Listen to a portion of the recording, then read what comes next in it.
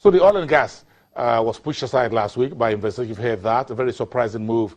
We're bringing in Eronmosele Aziba, who is an investment analyst with Afrinvest, to provide some insight. Eronmosele, good morning. Hope you had a very nice weekend. Yes, I did. Also, I skipped the currencies market, and we're going to talk about that later on the program, what the currencies market is doing. Eronmosele, let's talk about stocks. I'm itching to really talk about stocks. Yes. Almost 800 billion naira.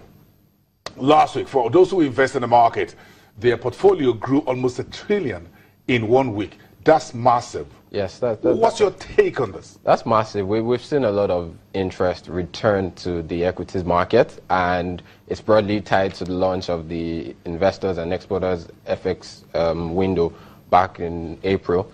Since the 24th of April, when the window was launched, till last week Friday, we've had 28 trading days, and on 24 of these 28 trading days, we've actually had appreciations in the market.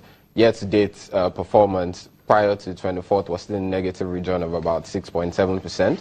Now it's up about 16.7%. So we've seen a lot of interest return to the market. Foreign investors are starting to look at Nigerian equities again, starting to come back in, and even looking at pricing multiples of the stocks in the market. It's safe to say that Nigerian equities are actually rather undervalued when you compare it to peers. So, for instance, in South Africa, you have a price to book of over 2%, similar to Egypt, likewise Nairobi, but in Nigeria, we still have a price to book value of about 1.4 times, which shows that relative to peers, Nigerian equities are still undervalued, and it's no surprise that we're seeing these massive rallies in the market. Is this rally over? Is it done? No, Are we done? Like I just mentioned, the fact that our equities still remain undervalued means there's still potential for upside. So we still see appreciation going forward. We expect the rally to be sustained. So what's going on with the folks in the oil and gas, the big seven, as we track them? Seplat, Wando, Forte Oil, Cornell, MIS, Total, Mobil. That's the seven. Yeah. Yes. Well, prior to last week, if you remember, there was a period where we had a surge in oil and gas, in the oil and gas index in terms of performance compared to peers when most of the other indices were down. Even prior to the launch of the FX window, when most of the other indices were down, we saw the oil and gas index appreciate. And now we're starting to see some investors take profit in some of these stocks, even though we don't necessarily think this profit taking will be sustained. And this week, we might start to see some interest in oil and gas stocks. Do you think the rally is out of one of the seven sisters? Mobil, as far as NIPCO takeover is concerned, the approval is out from the SEC. Well, if you remember, prior to the takeover, we saw the massive rally that we had in Mobil as investors were positioning ahead of the takeover. But we started to see some of those gains taper out as a lot of investors have started taking profit. So we might see a continuous slide in price of Mobil in trading sessions ahead. Why do you think investors are a little bit lackluster when it comes to the oil and gas? Of course, 99% of the stocks listed in that space are basically oil retailers, with the exception of Wando and Seplat, a few fingers in oil and gas production. So, do you think they're concerned about the subsidy through the grapevine, subsidy increasing, and call for perhaps minimum wage? What happens to petrol prices? The Senate are saying, look, government has no intention to raise petrol prices. Petrol is very highly inflammable. Nobody wants to light any fire near any petrol can. So everybody say, hold on, we're not part of it. If anybody's going to move petrol prices, we're not part of it. Everybody's fighting for his political shirt. So prices are going to remain, but subsidies keep rising because, again, crude prices is going higher, and our consumption hasn't really tapered off significantly despite a bit of a slowdown that we've seen.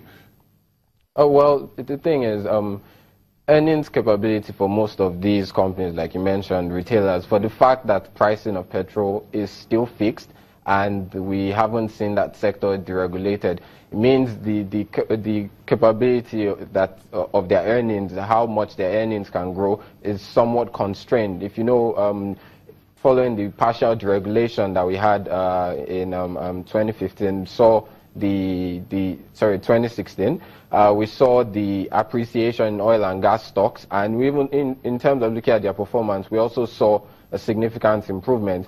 But for the fact that prices still remain highly regulated, forward earnings for these companies still remain rather soft.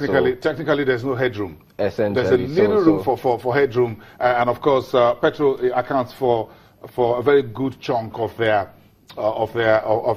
revenue. So not much lubricants and whatever don't account for for much. Well, so for the fact that that still remains constrained, we haven't really seen investors turn their attention towards that. What we've seen is mostly in the banking sector. We know most of the Tier 1 banks, even Tier 2 banks, have been appreciating significantly over the past couple of weeks. Even industrial goods, last week we had Danksem gain about 15%.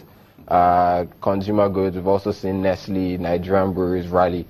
So investors' attention has been turned mostly towards those stocks. And even historically, when we had a lot of foreign participation in the market, these are actually the stocks that most of the investors were tracking. And it also points to the fact that we're starting to see the return of some foreign participants into the market. The news came in this morning, talking about the banking a little bit. The news over the weekend from Zenith Bank was that its Eurobond, $500 million, was oversubscribed 400% to the tune of $1.2 billion.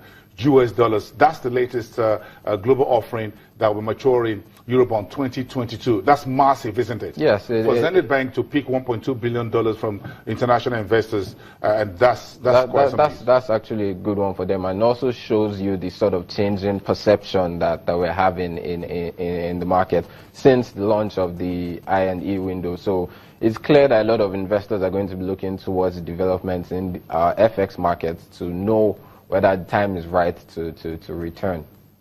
Very interesting how the industrial and goods sector are also coming into this discussion. But very quickly, the banking cousins, the insurance folks, also seem to be riding on the back of their big brother. That's quite a massive 6% in one single week.